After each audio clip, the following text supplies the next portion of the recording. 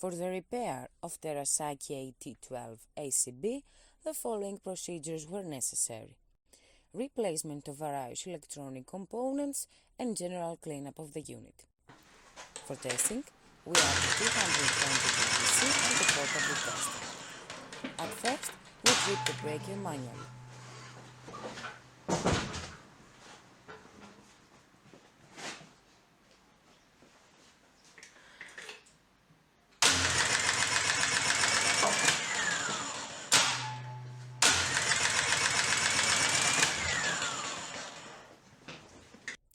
Then, we perform a long-time delay test with the help of the tester.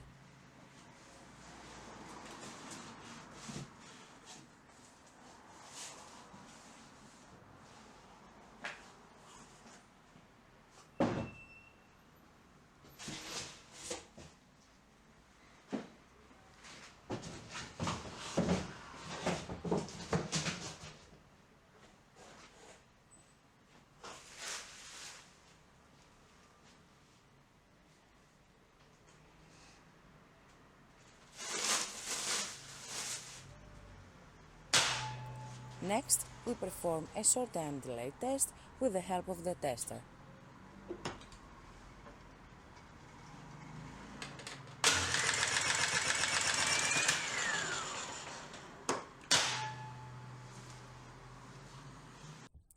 It is now clear that the Terasaki AT12 is working successfully and it is ready to be delivered to the customer.